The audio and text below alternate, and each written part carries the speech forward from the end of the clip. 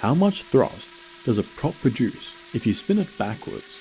This is a Gemfan 7" by 5E prop on a Taito Robotics thrust stand they kindly gave us. It's connected to a 4S live battery.